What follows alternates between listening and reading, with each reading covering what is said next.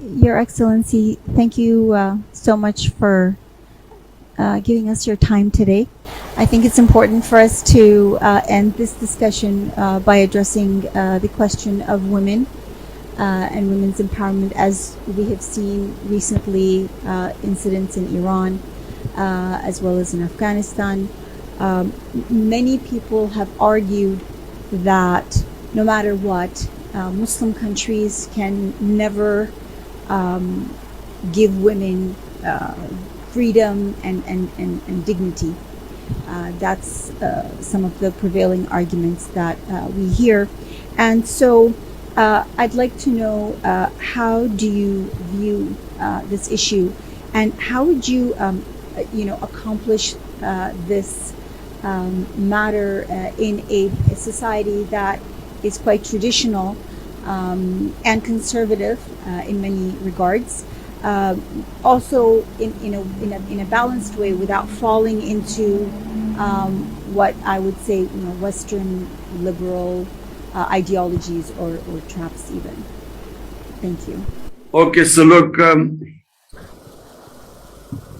first of all, I do believe that, the revolution, what our Prophet Muhammad sallallahu alaihi wasallam did 1500 years ago was a revolution, because he revolutionized the society. There were new concepts that came in, but one of them was he gave rights to women.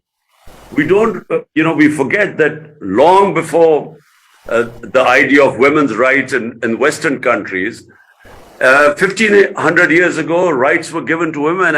And in the last sermon of the Holy Prophet, he was very clear. He said, men have rights over women as women have rights over men. So the concept and dignity, of women. So in Muslim societies, if you look at Muslim societies, yes, sometimes when the idea, the whole idea of parda is such, which I feel that we haven't done enough ijtihad on, enough debate on it.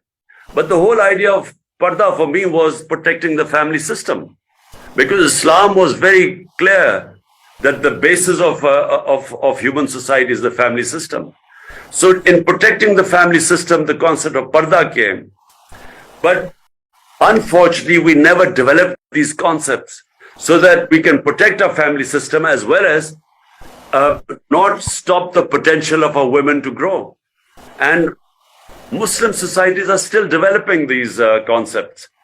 Unfortunately, we have two extremes right now. On one side, we have women who are in the name of parda banned from public life. On the other hand, we have the Western liberal ideas about women's liberation. So I believe that Islam is what we call the middle way. Islam is not a religion of extremes. It says in the Quran, it's a religion of the middle way. But we haven't developed that middle way because there has not been enough research and not enough of debate in Muslim societies of finding that middle way. I do not believe that, the idea when they say the Western idea of the liberation of women, it's almost a competition between a man and a woman in the West now. I don't think Islam is much more the idea of a complementary relationship between a man and a woman. And I think that in Pakistan, in our conservative societies, I think gradually we are finding our way. But one thing that should not happen is, there's a clear verse in the Quran that there is no coercion in religion. You can't force people into religion. So when you do that, it doesn't, human beings have to be, the heart and the mind has to be won over. You can't force human beings through force to follow religious edicts, and it creates problems. It will always create problems.